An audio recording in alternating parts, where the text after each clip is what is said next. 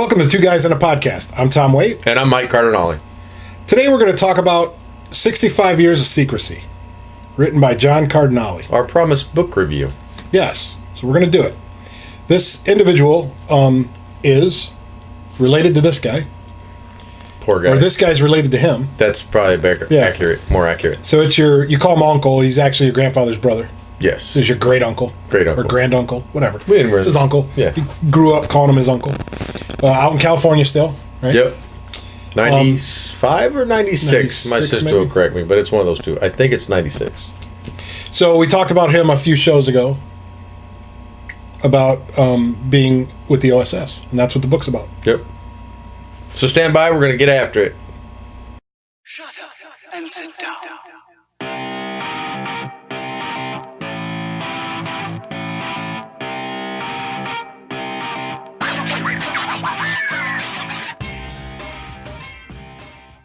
All right, so we're going to try to be really quick and pointed and specific with this particular book review. So, yeah, so again, 65 Years of Secrecy, written by John Cardinalli, OSS agent in World War II, was sworn to secrecy literally for 65 years. He couldn't talk about it. After that, I guess you'd say that order was lifted. he got a letter from the government saying, He can now talk about you it. can now talk about it, because he's wanted so weird. for so long to talk Yeah, about it. that's like so weird. Yeah. But I don't know, that's weird. Anyway, so he wrote the book. Yep. So the book starts out, which I think was pretty cool, and I have the book on Kindle, and I've actually just read it again for the probably third time. It's a quick read. It's a quick read. It's not It's not like a 800-page biography. yeah, no. But I think what's interesting is that so he was born in Pittsburgh, California in 1921, which I actually thought he was born in Italy, Sicily specifically. But his parents came over in the early 1900s. He was born here in California. So, he was born here. So I would say, where's Pittsburgh, California? Is that close to San Diego? I actually don't know where it's at. You never heard of it before? Mm-mm. Well, I heard it before, but I don't know exactly where it's at. I've heard of Pittsburgh, but not in California. Right. So, and over the years, it just talks about how they migrated from when they first came over to being in California, and it was because of the fishing and whatnot. So, Coast, yeah. So my ancestors are from Solo dei Femmine, island of women in Sicily, which is, from what I understand, a fishing. I mean, my they do the ancestors same were thing there, fishermen. right? You know what I mean? So, Sure. It's in the blood. anyway, so being on he the water. was. That's weird. Yeah, that now I'm a sailor. What a coincidence. Go figure. So he was one of 12. Wow, big family. Yeah, and my grandfather was actually the oldest brother. Really? Yep. So how far apart were they? Oh, you said he was the youngest? Second Or youngest? he was just one of 12? One of 12. Yeah. So But my uncle was, my grandfather was actually the oldest. Okay. So he talks about how there were 14 people in the household. Yeah.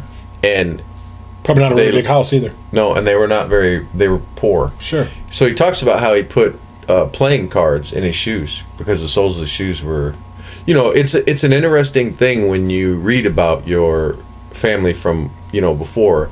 Because you didn't know him at that. I mean, you growing up, you weren't even thought of yet. Right, because my grandfather owned.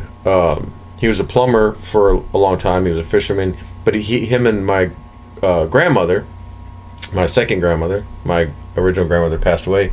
He remarried. They owned a fleet of fishing boats. They ran a charter down in Monterey. Yeah. So, those are the things that I knew about my family. I didn't know the struggles that they went through. Well, and you didn't know even about the years. military service for a long time. Yeah, no, not at all. And so, anyway, the book just starts out talking about, the old days, and he talks. The interesting thing, he talks with a certain sincerity about love for family.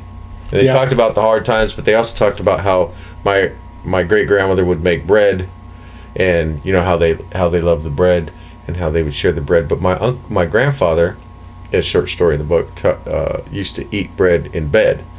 Well, there used to be 4 to a bed, right? Because he had 3-bedroom. I think it was 3-bedroom, maybe 4 bedrooms. That's still a lot of people. But they had 3 people to a bed. So my grandfather used to eat bread in bed. Like sneak it? Well, no, he would just do it, and he was the oldest. Yeah. So he'd just tell the brothers to suck it up. You know? Yeah.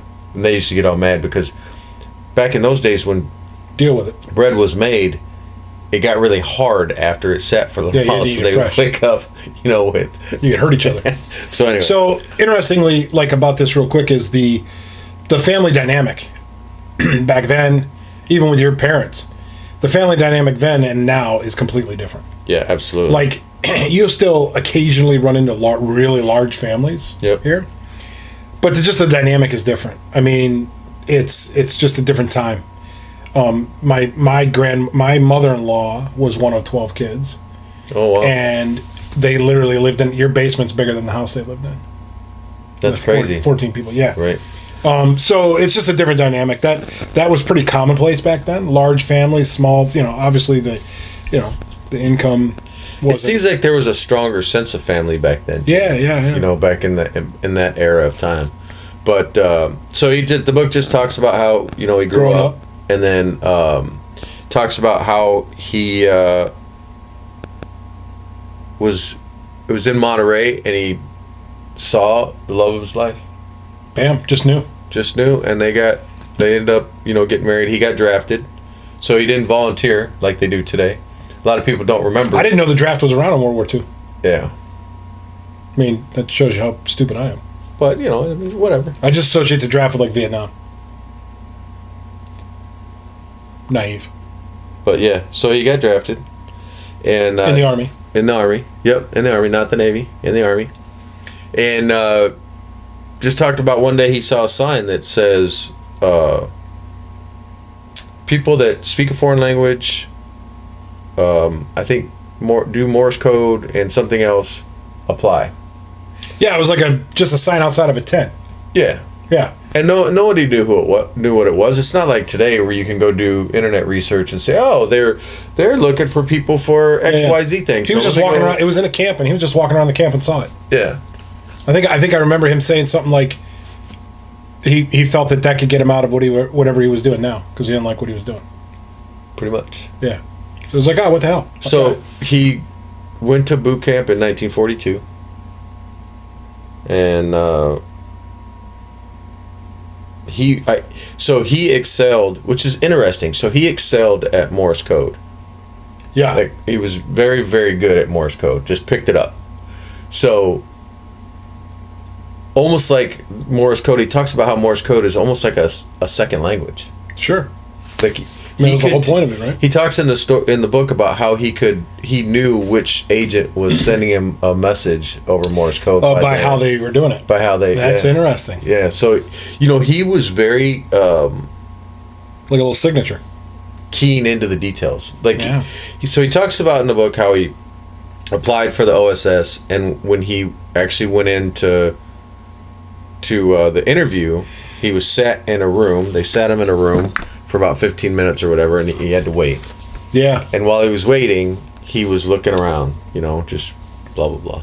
So when he went into the interview, can't remember if it's a major or whatever, the officer that was doing the interview said, hey, before we get started or whatever, you were in this room for a little while waiting. Can you tell me anything about the room? And he went into such detail, I can imagine how the conversation went. So much so that he saw a paperclip on the ground. Yeah, like behind the chair or something. Something like that. And so the officer was like, yeah, this guy's going to be good because he's paying attention to the details. It was something the officer didn't even know was there. Right. Yeah. So anyway. I remember seeing that on the video. We're going to link that description to the video, the interview. Yeah. With him. And there was a total sidebar off the topic. My sister said that there was a guy from San Diego or somewhere that has a syndicated radio show that interviewed him. And nice. She sent me the link on Facebook, so I'll see if I can get that to you. Yeah, it'd be cool to see more just Denny. different interaction. Well, Denny already interviewed him too, right? Denny interviewed him. Front Lines of Freedom. Yeah. Yep. So anyway, so it just goes on to talk about his training, and one interesting story I want to point out is there was I don't know if I'm going to be able to find it because I'm slow, but there was a hand-to-hand combat that. Oh, the instructor. The instructor that was a famous guy that taught people how to fight with knives. Top guy. Back in those days, you did have guns, but if you were a spy, you probably were going to get into a hand-to-hand conversation. It was confrontation. It wasn't going to be a gun. Conversation is good too, though. Yeah, conversations. Yeah, you're not going to be, if you're behind enemy lines or hiding or whatever, you're not going to be carrying around a lot of guns with ammo. And Right. I mean, not in Europe in those days. So anyway, I think I've said this on other shows, but he ended up getting cut by this guy in their training. And so the guy actually gave him the dagger or whatever, the knife that he was using. So my grandfather, my uncle still has that knife today. Yeah, it's like a There's a picture of like it in the almost book. like a one of a kind kind of deal, right? Yeah. Custom made. It's like the spy knife, right? I mean, it's knives that they were using. So in the book, it also talks about cyanide pills, the stuff that they carried. Like it almost sounds like you're listening to a spy. You know, it's like a movie, like nonfiction type he was stuff. A spy. Well, yeah, he was. I mean, that's where a lot of these movies and stuff come from. Is the origins of this stuff, you know? So dagger training, Fairbane. So Fairbane was the trainer's name, Fairbairn, who was a Royal Marine Light Infantry with the Shanghai Municipal Police back in 1907. So this guy was a big deal for that era of time. I think I saw that knife I think he showed that knife in the video. Because he told that little story in the video too. Yeah. And I think he had the knife. Yeah. So and there's a he picture. had quite a bit of memorabilia actually. Yeah, he's got charts from back in that era. Photos that shows where all the spies were at. Yeah. Like so the other thing about reading the book that I didn't remember the first time I read the book, well, I didn't remember, but anyway, he was, the way the book sounds, he was kind of a big deal as far as like, he was a guy that was training other people, like how to do things. And yeah, and I think, because he talked about that a little bit, I think, and he absorbed the information and the skills very quickly. Yeah. And was very good at it. Yeah. Yeah. So I think he was more like the elder statesman kind of guy that people leaned on, and he mentored people like in that realm of skill set. And when you read through the book, you get the sense that he was very committed and dedicated to being in the Army. Yeah. Like you don't get the sense that he was a whining kind of guy. No. Or a complainer. Not at all. Or any of that kind of stuff. You know, he was there to do a job. Dedicated professional. When he seeked it out. Right. I mean, he seeked that job out. And once he found out what it was, he was like, yeah, I want to do that. Yep. And so some of the comments in the book review or the Amazon review or whatever talks about the book being not descriptive enough. Yeah, a little short. And maybe not long enough. Lacking details. And I would tell you, I've read it 3 times, and I've been left with the sense like, man, I'm going to sit down with this. More. I want to sit down and talk to him and find out more details, right? Yeah. So it's been 65, 70 years, though. I mean, the details are... He may have details he doesn't want to share, right? Yeah, so after he went through his training, he went to Europe, and he did some missions. You could tell, like, this part of the book, there were missions that were done as just training missions, and then when he actually gets to Europe is when he gets into the actual thick of it. But the one thing I noticed about the sense of the book is that he talks to it very matter-of-factly. Yeah. If that's a phrase, matter-of-factly. Yeah, he's dealing in the details. So you want more details? We talked about that a little earlier, right? Right. So like a ghostwriter or something would have taken 3 paragraphs in the book and made it into a whole chapter, because they would have just expanded on everything, right. You know. And I think he was more just, here it is, here's the deal. So a couple of things in the book I wanted to highlight. See, we're already at 15 minutes. The other thing I wanted to highlight is a couple of the missions he went on. One was a pretty significant one where he had an agent. The book talks about, I think her name is Katya, Kaathna or something like that. Anyway, he's very fond of her, and he describes her as being very attractive, Polish, I believe. Yep. Young lady in her mid-20s. She was like his asset. Well, there were different. He describes. Wasn't it like an underground kind of? Well, no. He describes different groups of people that he dealt with. So there was the husband and wife team, the 2-guy team. But they weren't in the military. They were like underground kind of resistance. These were they were what they call them? Civilians that basically went out and became spies. And then worked with the army to go like a resistance. There's a different name for them. I can't remember what they call them. Yeah. But anyway, regardless, he talks about this. But they were civilians. Yeah. Yeah.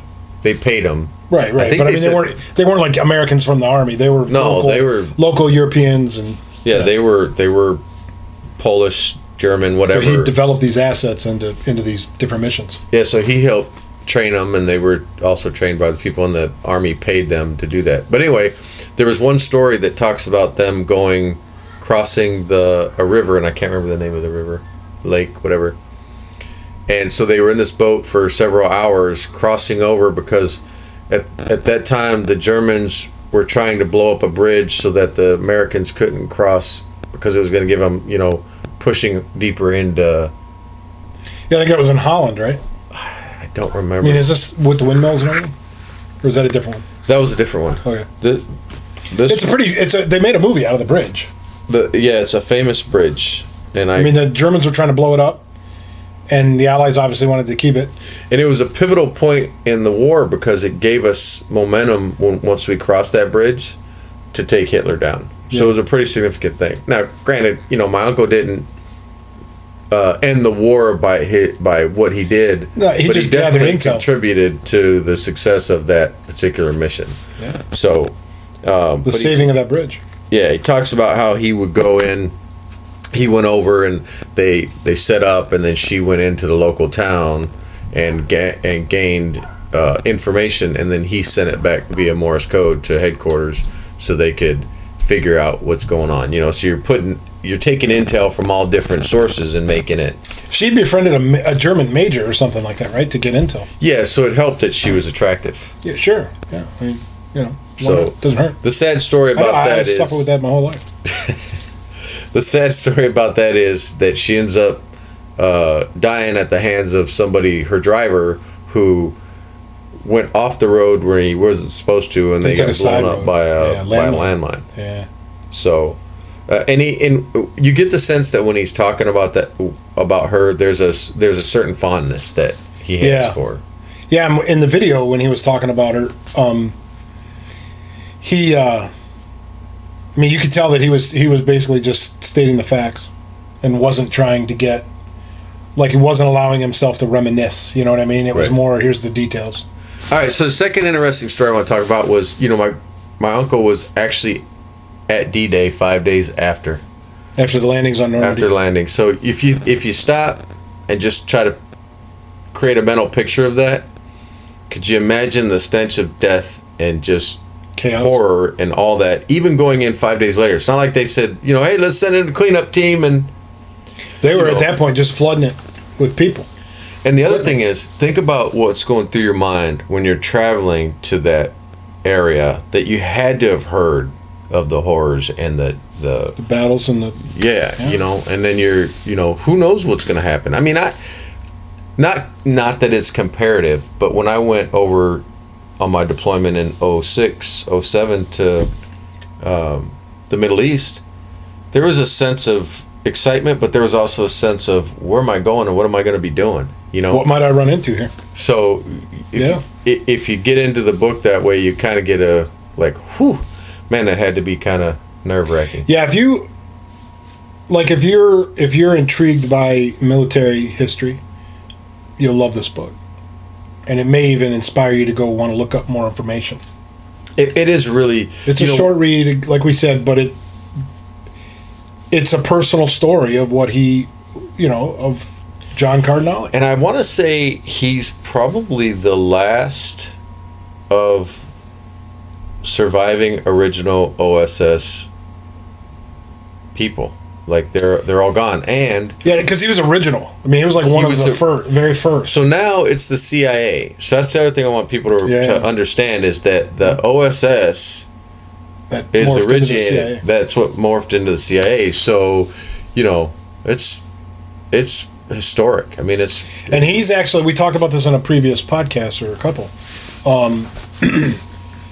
His unit, that original OSS unit, is being presented an award. a pretty Out in significant DC. award. Yep. Gold medal. That's the pushed. has it been pushed a little? It's been pushed to January, I think they said. But that's that they're being recognized for their, The for Congressional Gold 65 Medal. years you couldn't talk about it, and now here it is all these years later, and they're gonna award that unit, and which he'll be going to DC. Yep. And so at the tail end of the book, or at the end of the book, it talks about how some of them got together and had a reunion. I don't remember if it was in the. I don't want to say it was in the 80s, 85 or something like that. So. Still 40 years later. Yeah. So anyway, it's a really quick read. It's a short book. It may expensive. leave you wanting more. Yeah. That's what you go investigate. You go learn. Yeah. So Dig into it. take a look at it. We'll link the description below. Go out and grab it. Yeah, we'll link the video interview that he did Yep. with a relative of yours, another relative. We'll link the book from like Amazon or something. Just go ahead, buy It's it. like $10. Buy it, read it. It's $10. You can get on, download it. Yeah, I keep it on my Kindle. So It's a quick read. Pass it along. It's history. It's Yep. real history. History that for 65 years couldn't be talked about. Now it can. So let's honor him and the men and women that were with him and doing what they were doing by getting the book, reading it, and sharing it. Yep. All right. thanks for tuning in. Thanks for watching. Make sure you give us the thumbs up. Make sure you like us on Facebook. Follow us on YouTube. All that subscribe fun on stuff. YouTube. Hit that subscribe button. A couple of you haven't subscribed yet. I know who you are. Need you to subscribe. Links in the description. Thanks, Mike. Thanks, Tom. Well, that does it for this week's show. Thanks for tuning in, and we'll see you next time on Two Guys in a Podcast.